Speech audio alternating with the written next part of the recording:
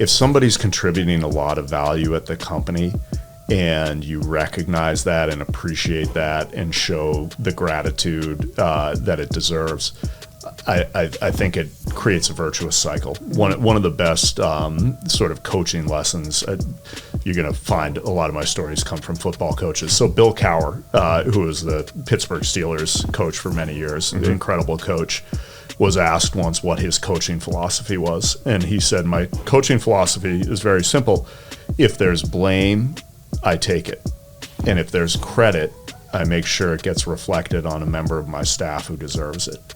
And if you have an awesome head of sales enablement, then they are changing your game and changing your company. And if you can, highlight that and make sure everybody's aware of that contribution and provide that credit where credit belongs, it has a wonderful, multiplier effect. I'm Devin Reed. And I'm Sheena Badani. And you're watching Reveal, the Revenue Intelligence podcast powered by Gong. Keep watching here to see the full interview, or if you like to listen to podcasts on the go, check out the links in the description below.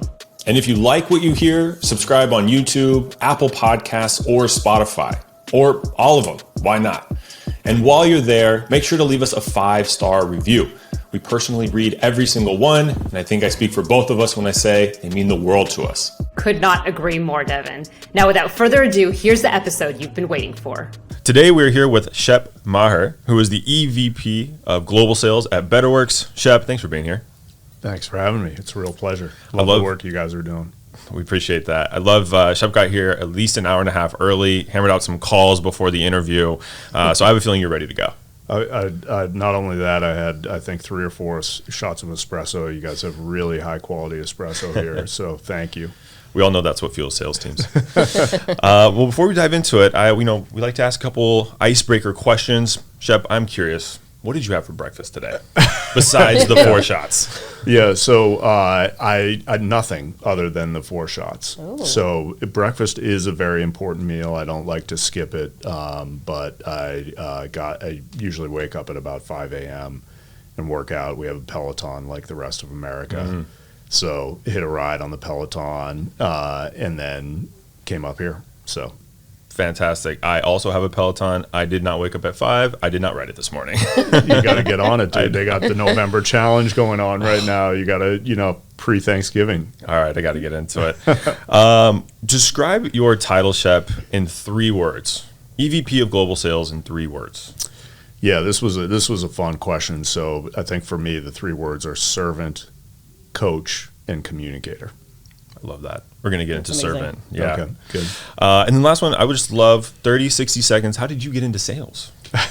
I can't answer it in 30 to 60 seconds because I'm a sales guy, so I like to talk. So if you want a story, I'm happy to tell you a story. Tell me the story. Okay, so the way I got into sales was a little bit of a roundabout journey. I went to school at the University of Virginia, and I needed to have a number of part-time jobs to help pay for school. So I bounced at a club where Dave Matthews got started called Trax, which is unfortunately no longer there. I cooked at a bar and grill called the Biltmore, which is still there.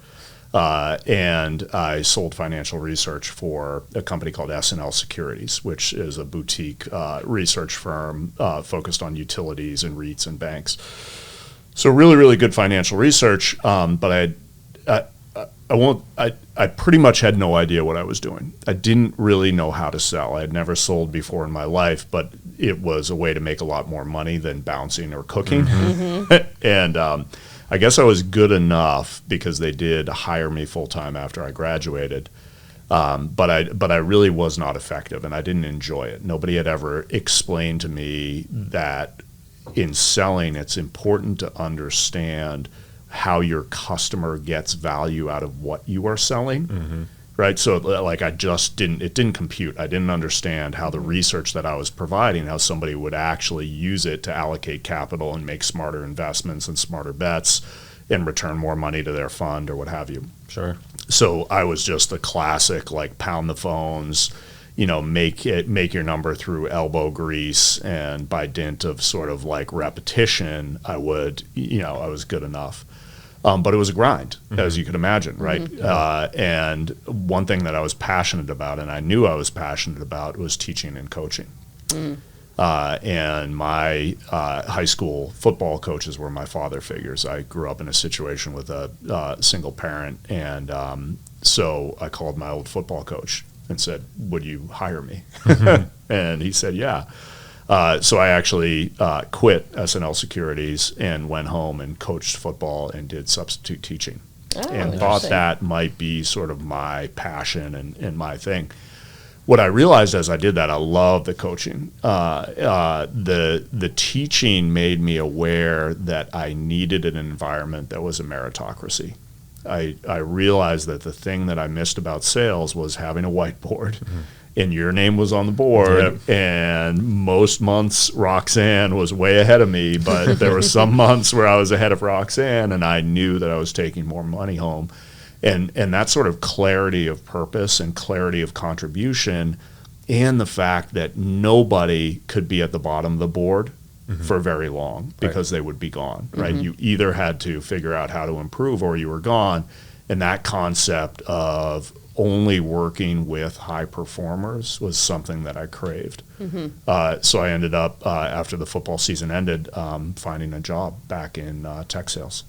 That's awesome. That's Really great. Was that the longest answer you've ever had? No, not at all. I say 30 or 60 seconds because most people are like, well, I can go for 5 or 10 minutes on this. And I didn't want you to feel like you had to, share everything. But that's a good story. And you seem to have a voice for a football coach. I could see that carrying across the field. I don't want to, thump my chest or anything, but I'm a pretty damn good football coach. I believe it. No, it's sort of funny. I actually have, I've stayed in touch with a number of the folks that I coached, and actually, ironically, a member of the team is working with me right now. And there's another member of the team who's out here working at LinkedIn, and it's just awesome to see them translate some of those you learn like great life lessons in sports, and absolutely it's awesome to see that translate into professional success. Yeah, definitely. Well, now you're the head of sales at Betterworks. I think in a couple weeks you're going to celebrate your 1 year. Yes, that's right. Congrats on that. Thank you. What are you working on with the team besides closing Q4? Yeah. So what we're working on right now is, to me, great sales enablement is so critical, and it's so easy to ignore. I think it's human nature to sort of like care for yourself last, right? And skip workouts on the Peloton. God, man, keep me accountable. I'm writing it tomorrow morning. So having great sales enablement is just an investment that actually has a multiplier effect. There aren't a lot of investments that you can make that have a multiplier effect where you put in one kcal or $1 and it can actually return 3 or 4 or 5. I think sales enablement is one of those. So we've hired a spectacular woman who runs sales enablement for us, and we when I came on board, we didn't have a sales process. There were a lot of things that we needed to work on, but one of them was a lack of a sales process. And so we looked at a couple of options, and we landed on the challenger methodology. We're sort of, one of the things we're doing at Betterworks is reframing the way companies think about performance management and talent development. So we think that challenger approach is very important for us. So we're in the process of implementing that process. And a great sales process, as you probably know, isn't just about having your AEs perform a certain way when they're in the room with a prospect. It actually starts with things like, what is our messaging all about? How are we going to, change the way our very first marketing touch lands with a customer all the way through post-sale. So it really is a whole company shift. It's not just, probably should think of a better term than sales process. So that's what we're working on. It's pretty all-consuming, I think, if you do it right. How do you how do you ensure an effective relationship with your sales enablement leader, and what advice would you have for other sales leaders who are building or already have a sales enablement team? Well, when you find a good one, do whatever they want, whenever they want it. I think it's. I think if if somebody's contributing a lot of value at the company and you recognize that and appreciate that and show the gratitude that it deserves, I think it creates a virtuous cycle. One of the best sort of coaching lessons, you're going to find a lot of my stories come from football coaches. So Bill Cowher, who was the Pittsburgh Steelers coach for many years, an incredible coach, was asked once what his coaching philosophy was. And he said, my coaching philosophy is very simple. If there's blame, I take it. And if there's credit, I make sure it gets reflected on a member of my staff who deserves it. And if you have an awesome head of sales enablement, then they are changing your game and changing your company. And if you can, highlight that and make sure everybody's aware of that contribution and provide that credit where credit belongs, it has a wonderful, multiplier effect. Did that answer your question? It did. I'm sure Michelle on our team and Brandy will appreciate that. Yeah, absolutely. And it plays into your servant leader header on LinkedIn and what you shared earlier. So it definitely makes sense. I love that. Zooming out a little bit, over the last 8 years or so, you've been head of sales at GuideSpark, TalkDesk, now Betterworks. What have you observed in terms of how buyers and sellers have evolved since then? Yeah, that's a loaded question. And we probably could spend, an hour or more on easily. That. I think what the key theme for me is that sales has gotten a lot more transparent. I think the days of, the sort of extroverted, slick, like, hey, how you doing? Charlie Good Times sales guy it's gone. Because the amount of research and transparency that a smart buyer can get on your product, your company, it's incredible, right? I mean, you can literally go onto different sites now and get reviews of salespeople. Yeah. And sort of like, so if you are thinking about making a quick buck and not standing by your promises and that sort of thing, like, people can find out. Yeah. The research you can do on LinkedIn, the research you can do on platforms like G2 to read real buyer reviews. It's amazing. So there's a tremendous amount of power in the hands of the buyer. One fun example is, I have some gray hair. I've been around for a while. If you went to buy, it's even in cars, right? Like, so if you go to buy a car now, used to be that, like, the computer wouldn't be facing you and all the information would be on the screen of the car salesman. Like, now you can come in and the Kelley Blue Book value, you know how much over invoice they sold their last 4 cars for. This, and the salesman actually has a screen facing you because there's no sense in trying to hide any of that information anymore, right?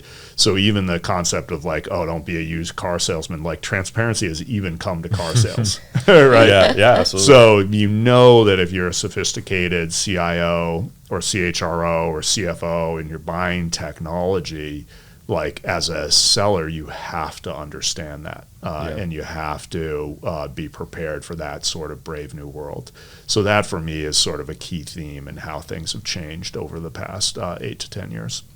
Just a little bit tactically on that, how do you ensure information that you may know at an executive level gets out to the people on your team and that transparency is there on a day-to-day basis? What does that look like?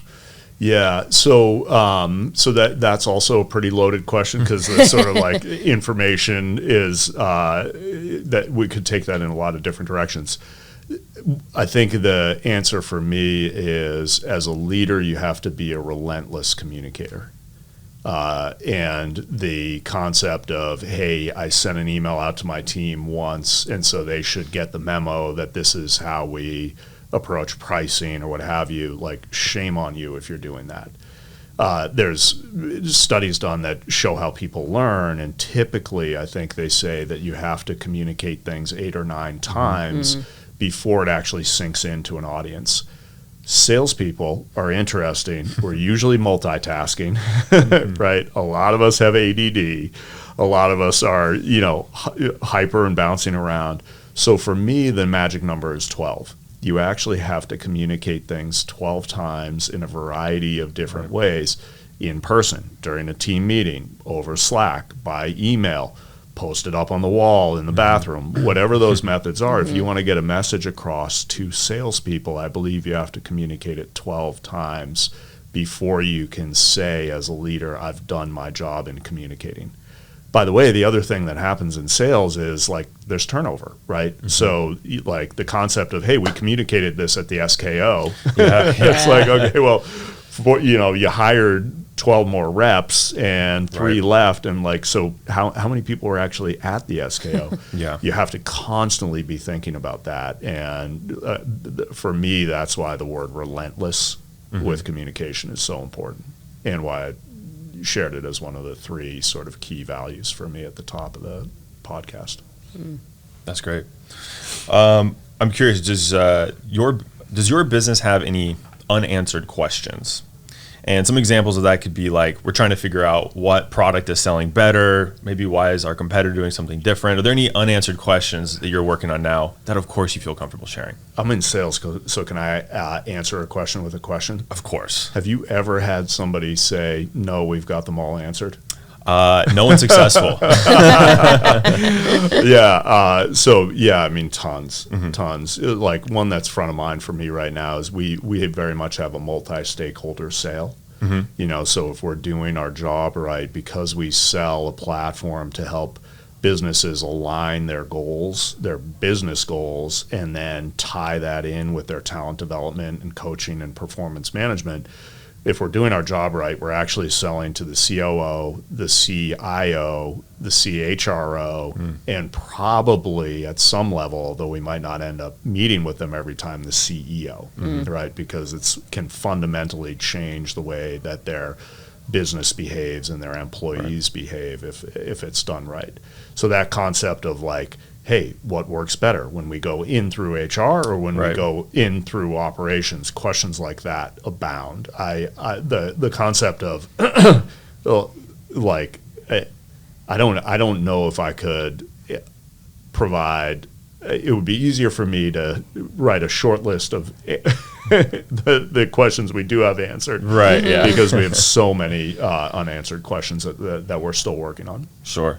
A better way is which ones are top of mind, I suppose. Getting a little more tactical, I imagine, getting salespeople to get to the C-level is tough, even just one, engaging with one. It sounds like you guys have 2, 3, 4 on a good day. Yeah. Getting a little bit more tactical, how do you coach your team and kind of motivate them to ensure like, hey, this isn't a maybe, it's a must do? And then I guess like, how do you ensure that they get there? Yeah. So, for me in sales, inspection is key. Like you have to inspect. You can't just coach and say, do this. You have to inspect. You have to reward and recognize behaviors that are happening the right way. And you have to play back to your team and help your team understand the impact of when things are done the right way. Those are all critical elements. And I think for me, it is making sure that they're armed with the right messaging that will resonate with a C-level exec, that they're armed with the right techniques and tools and support from groups like marketing to ensure that the messages are being delivered to that C-level, and then that you have the right people who can actually carry a conversation at a C-level. And by the way, that doesn't mean they have to have gray hair or 20 years of experience, but you have to have a really high degree of intellectual curiosity, a high degree of confidence, and they have to have a process and a framework to give them that foundation of how to behave when they're in that C-level engagement. For our sales leaders that are listening to this, how do you interview for those, or what are things that you look for to find those qualities? Yeah. So, good question. If I did it perfectly, then I would never make a mistake in hiring, and Sure. I do. It's challenging to interview for salespeople because salespeople often understand like what the right answers are, and they can provide the right answers. For me, a really critical element to interview for is that concept of intellectual curiosity. Okay, if you have someone who's hardworking and they have intellectual curiosity, you have a really powerful combination. Another word that I think you can use somewhat interchangeably with intellectual curiosity is a growth mindset. Somebody who comes in not thinking, hey, here are all the things I've accomplished and here are all the things I know, but someone who gets fired up and energized about the things they don't know. Yeah. And someone who gets fired up and energized about being outside of their comfort zone. And so what you can do is, it's interesting, you can look for patterns. Like, for example, a woman I hired once who didn't have the sales experience per se for an enterprise account executive. And, on paper, like, you would have dismissed her resume immediately, had moved to the U.S. without a job and without any support from mainland China. Wow. And found a temp job and ended up, going to school out here. And that concept of somebody who threw themselves adrift almost in a brave new world, it was like someone with that sort of courage and intellectual curiosity and desire to be outside of their comfort zone is probably going to be a success. And she was a tremendous success. And continues to be today. Unfortunately, she's not working for me anymore. But she's spread her wings and gone on to awesome stuff. So you can look for patterns like that that are observable on a resume that don't necessarily add up to, hey, this person has 20 years of sales experience. That's also helpful if you're trying to build a diverse team, because oftentimes the sort of enterprise account executive profile is dominated by old white guys, right?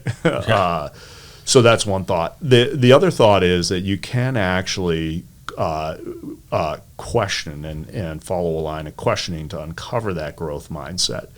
And for me, I love asking people about a time that they were growing or learning. I say, hey, think about a time you were growing or learning, right? And they give them a moment to think about one, and then I ask them to tell me about it, right? And specifically share the emotions and what they were feeling when they were going through that time of growth or learning.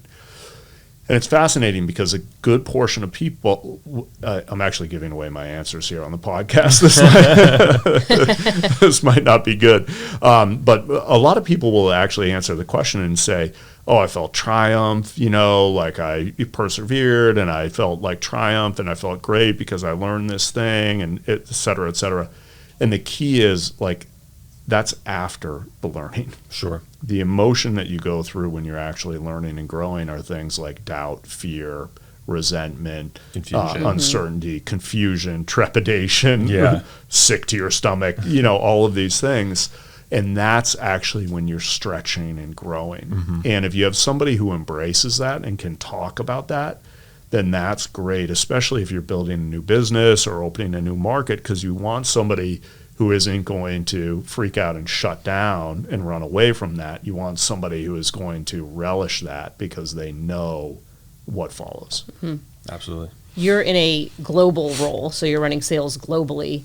I'm curious how you think about hiring across the world, and what are some of those nuances and things that you've been able to learn in certain aspects of hiring in different regions, and maybe even bring that to other parts of the world.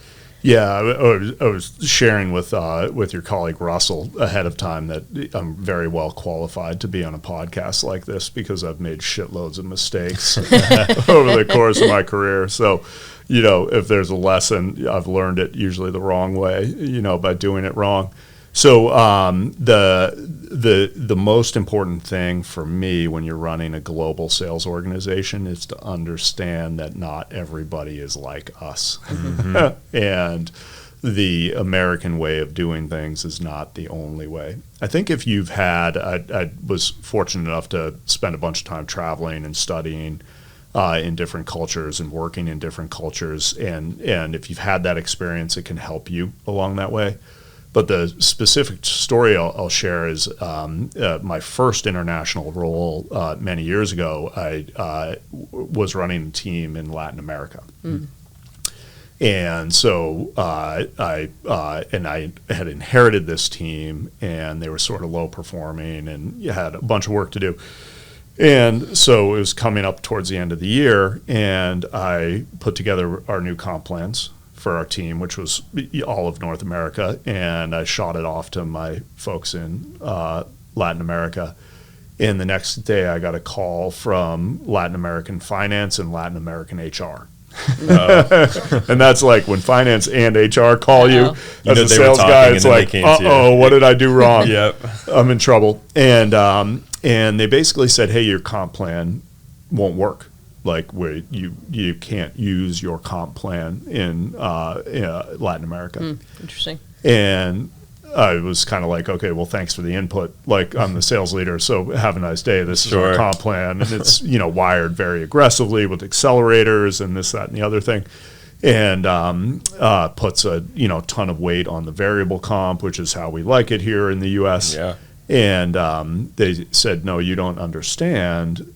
According to the Brazilian Constitution, you can't pay a person who's in the same role less in year 2 than you did in year 1. And that's in their constitution for valid reasons to protect workers and all that sort of stuff. But obviously, as a salesperson, I was like, well, wait a minute. So if somebody had a monster year, they could literally just mail it in the second year, and I would still have to pay them exactly what they earned. And they said yes.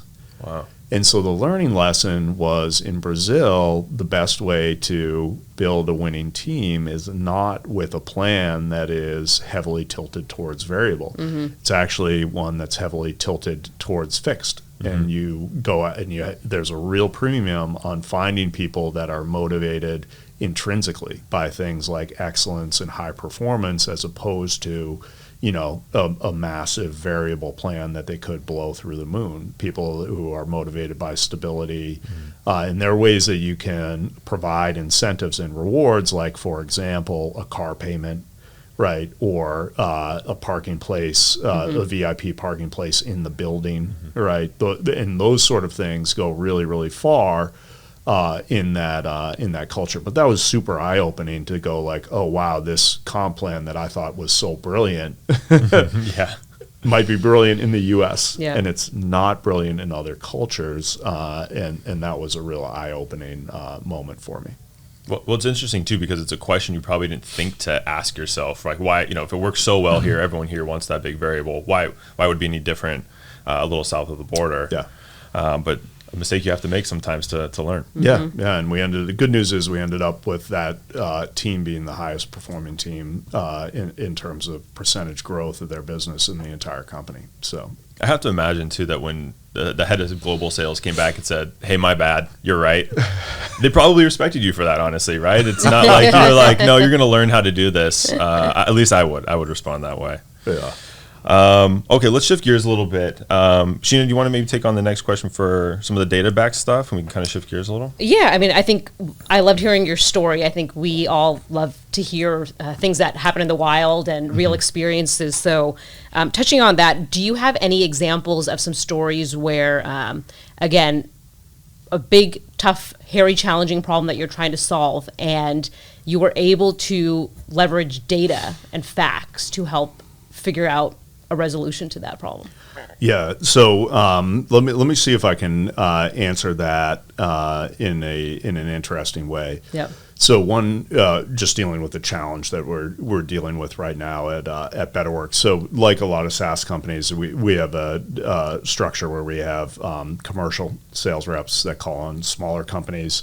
And they do not work with SDRs. They do, they sort of source and chase their own leads. And then we have an enterprise team that calls on much larger companies, and they're paired with SDRs. So each 2 enterprise account executives will share an SDR. We have a very, very talented SDR team, a bunch of smart high performers, a couple of whom we've promoted. And but if you're doing that model right, then you need to make sure that the SDRs are force multipliers. And in one of those sort of like wonderful moments where you do a QBR and you sort of go, oh shit, I didn't intend for that to happen. Yeah. One of the things we realized after the last QBR was that probably 80 or 90% of what we call a Q call, a qualification call, was actually being joined by an account executive. Okay. So the model that we're supposed to follow is if there's an MQL, the SDR will pursue it, speak with that individual, and share obviously more information about Betterworks, but along the way figure out, hey, is this worth putting in front of my AE for a more formal meeting and a deeper discovery call and demonstration. So 80-90% of those Q calls, an AE was actually joining. Okay, and there were always good reasons. The AE might say, hey, look, the SDR is newer and I want to make sure they're doing a good job of, qualifying and that they're not over qualifying and killing the mojo, what have you. And you could also find, by the way, if you pulled like 10 sales leaders in here, you might find 10 different opinions. Some sales leaders might say, why the hell would you put a junior resource on, for that first engagement? Especially on the enterprise team, too. Especially on the enterprise team. For me, if you're hiring right, then the answer becomes, like, for me, people are capable of incredible things if you give them the foundation and support to excel and you set high expectations. Right. And so for me, the concept of, hey, this person is 23, 24, doesn't have a lot of experience, they can't possibly do that, it's like bullshit. They can if you enable them the right way, you train them the right way, you set high expectations. They absolutely can. Right. But you've got to make sure that it happens the right way. And so if you think about it from a data standpoint, if you have, let's say, 20 account executives and they're joining 80 or 90% of those Q calls, and let's just say for fun, they're averaging, 8 Q calls a month or something like that, right? Like 2 a week. You're looking at 160 hours of enterprise account executive time per month that you're flushing down the drain. Right. Or that if you could get your SDRs to a point where they could do that Q call well, then you could have 160 hours back, right? I mean, that's basically a full enterprise rep's worth of time. Yeah. And you're also prepping the SDRs for the next role in their career, right? To be joining that SMB team or something. Absolutely. And one of the things that you see again and again is high performers love, like the reason that they stay at an organization is they feel like they're being challenged, right? And feeling like they're given opportunities, not like stay in your little box. 100%. So one of the things that we've done, and one of the reasons I was happy to come up here and speak to you guys is we use Gong. And it's like, hey, look, like you may not, as an account executive, sit in on every call. Right. You can selectively pick a few, right? Because there are times where we will have a Q call, and it'll be, we just did one with a major healthcare organization in the Southeast, and the CEO was on that initial call. Wow. Right. So like there are times where it's like, okay, cool, you can have an account executive join it.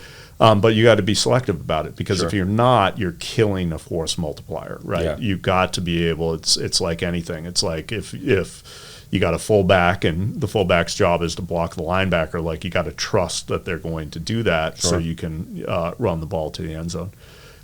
So we use Gong. And part of what the expectation we set with the account executive is, if you are concerned that your SDR's Q calls are not good, go listen to the goddamn calls. Right. And Go look at the game film. and coach during your weekly call with your SDR. Look at the game film together and coach them. Yeah. And by the way, if you need help, we got help. We got SDR leaders, we got sales leaders, like we can help you. But do not sit there and tell me that you're concerned that they can't do a good job, and so you're going to grab the reins and do it for them because you're squashing your force multiplier. So that for me is an example where you sort of, and by the way, when you share that calculation of sort of the hours it costs, that does get a good account executive's attention where they go, holy crap, I hadn't really thought about that, but you're right. Right. That's costing me 4, 5, 10, whatever it is, hours a month.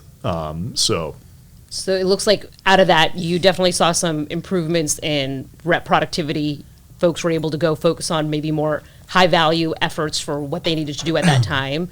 Did you see any impact for the SDRs that they were now kind of able to, kind of open their wings up and fly on their own? Like, what were some of the results that you saw from that perspective? Yeah, well, so we're only we have a sort of funny quarter, so we're ending our Q3 right now in November. So we just implemented this change in September. Nice. What I can tell you is, anecdotally, the SDRs feel more empowered, and when you have an SDR who's capable and hungry and they feel more empowered, their results are better. So we certainly have a couple of our newer SDRs who have seized the reins, and we just had an AE who had been sort of on the wrong side of the fence, participating 80 or 90% of the calls because the SDR was newer, who just shared a recording that this SDR did with the broader team and said, everybody's got to listen to this. This was just awesome. An absolute aces Q call. That's great. So I think it's working. That's great. Yeah. And I think you can't really measure it, but like morale, especially in the SDR org, which is a lot of younger people, really high energy. When they're fired up, it permeates into the AEs, into the leadership team. And so when you can share those wins, it really says, hey, like let's put a microscope on this and then let's scale it across. And once you see those results, the other person on the fence goes, oh, maybe I can loosen up my control a little bit and trust my SDR. Yeah. One of the things that I do, and have done for years, is I put my desk by the SDR team. Nice. And that sort of, sometimes if you start a new role, facilities like scratches their heads because they're like, don't you want to be sitting over by the other executives? The SDR team to me is the heart or stomach of the sales team. And you're absolutely right. If they're high morale and high energy, the whole company can feel it, yes. right? And if the opposite is true, the whole company can feel it. Yeah. So it's critical to have that section of your team running right. Mm-hmm. You talked about using some new technologies to help surface some of the data and insights to improve your team. How do you see the use of AI, advanced analytics, impacting and changing the direction of sales overall? Yeah. So I think there are a couple of interesting outcomes. One is that, and we already mentioned it a bit, is this idea of increased transparency and increased clarity. So taking out sort of the guesswork or the like, hey, trust me, my gut is always right on this stuff, right? And replacing that with fact. For me, there's a wonderful time-saving component because at the end of the day, I believe, and my team will probably laugh if they're listening to this, but I use an expression, KCALs, all the time. It came from a good friend of mine, Kendall Collins, who had a great framework for decision-making. He's a marketing leader. And he said, my framework is very simple. How many KCALs am I putting in and how many KCALs am I getting out, right? And is that equation positive? And so for me, it's like in the course of a day, you only have so many KCALs. Yeah. You wake up at 5, you hit the Peloton, you might have more KCALs that day than a day where you sleep in and eat 2 Egg McMuffins for breakfast. But at the end of the day, you have a finite amount of KCALs and you have to make good use of them. In between my 8 a.m. call that I had in this session, I listened to an entire call that one of my AEs did with one of the biggest biotechs on the planet. It was a pricing call, And thanks to Gong technology, I was able to skip 10 minutes, which he and I are going to have to talk about, but 10 minutes of small talk and jump right to the sections of the call where pricing was actually being discussed, right? Even for veteran AEs, that's a conversation that's fraught with peril. Sure. And so I was able to listen to that call at 1.5x recording speed, playback speed, jump right to the relevant areas, and basically was able to get a really good handle on how the Amgen call went. So how does that save me time? Well, obviously that saved me time in listening to the recording. It also saved me time because I don't need to call my AE and say, hey, how'd that call go?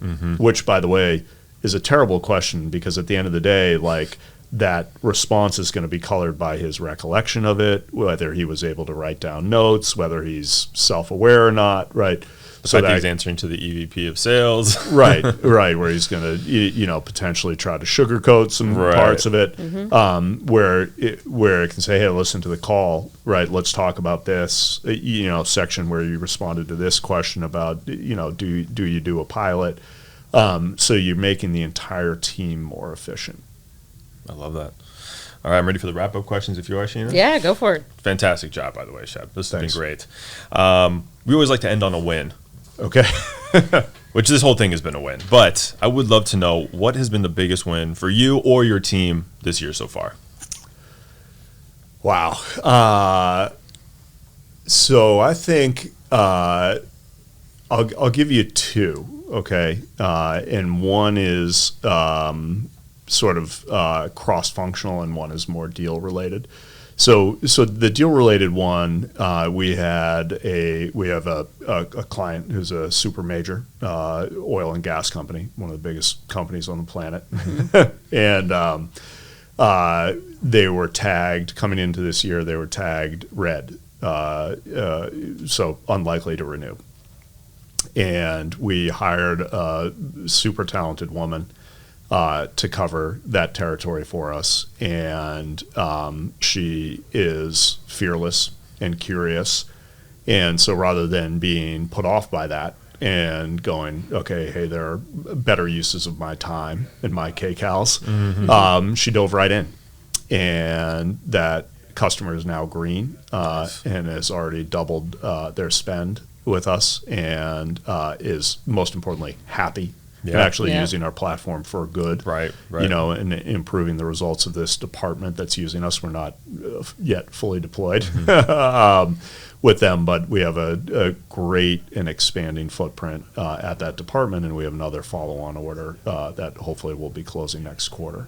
Fantastic. So that for me is just, it's, somebody who's new, who made an immediate impact. B, obviously there's a wonderful story where we took a customer who was at risk and turned them around. And last but not least, there's real returns and business impact being felt by the customer, where we're making life better for the customer in terms of their business results and their employees in terms of their development and growth and learning. So that's the deal related one. I think for me the other one is that, as we mentioned with that discussion about the SDRs, if you have a healthy and functioning go-to-market team, the entire team feels it. Right. And so I would say the other win that felt really good for me was when a couple of members of the engineering team, who are usually sort of like back in the, in the corner cooking up code and not necessarily known for being, extroverted, came up to me late one night and just said, hey, the energy and the sort of like confidence and morale of the entire company, like it's palpable, that like everybody feels it. And so that felt great. What's the single most important data to keep track of as a sales leader, and why? I had a feeling you're going to pick that one. If I actually I should charge you for this answer. It's mindset and attitude. Like the concept of number of SAOs, like bullshit. It's mindset and attitude. If you have confidence, if you have that growth mindset, if you have, obviously you have to have a good product, et cetera, but if you have a sales team that believes, a sales team that is, listening to and following the coaching of good leaders. The key becomes mindset and attitude and belief, and you can actually get those things by listening to call recordings. So that's one of the reasons that for me, and this credit for this idea, like most of my good ideas, not an original, goes to Richard Terry Lloyd, who is a big user of your technology as well.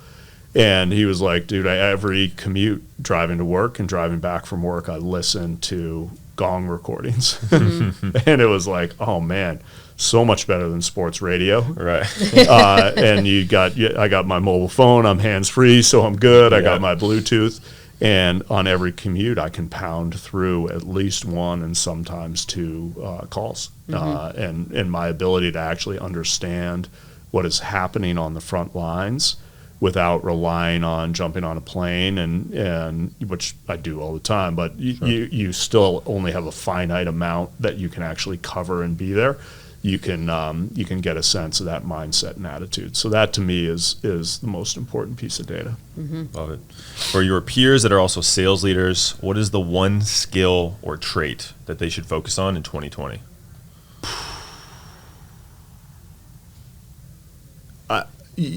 For me, I mean, this coming in because you saw it on my LinkedIn profile, but for me, it's serve. Serve doesn't mean like be a pushover. Serve doesn't mean like do whatever your team wants and like buy them donuts and, be like rah rah. You can serve and still have a super high degree of accountability. Yeah. One thing I've said to my teams in the past is I'm a servant leader. That means when I think of the org chart, it's inverted. I'm at the bottom, and I'm here to support all of you. I'm here to remove obstacles. I'm here to cut through the bullshit so that you can maximize the time that you spend selling. I'm here to empower you. So I'm working for you, but I'm also a pretty valuable resource. Yeah. And so that comes with a price tag. And that price tag is accountability. That price tag is effort. That price tag is you care as deeply for your teammate or that new SDR who's struggling as I care for you. And if you are up for that, we're going to get along really well. And we're going to help each other rise to new heights. And if you're not, then get the fuck off the bus. That fired me up. I think I'm ready to sell right now after that. All right, final question we'll leave you with. Describe sales in one word. There's anguish on Shep's face right now. He's thinking. Challenge. But it's like it's not like challenge. It's like, for me, every sales interaction is like a puzzle with no painting on the front. You know what I mean? Like it's just puzzle pieces. And it's like, how can I understand how to put these pieces together? And can I understand, will this help this organization? And if so, how do I get them to understand that? And how do I pull my product team along with me if there's something that, they need to contribute? So it's this sort of infinite puzzle, both externally and internally. And the larger and more complex your sale is, then, the more fun. So it's challenge. You limited me to one word, but it's a fun, it's a super, super invigorating challenge. I get that from you, Shep. Well, thank you for being here. We appreciate your time, and it was a good time. Okay, good. Thanks so much. Thank you. Thanks for having me.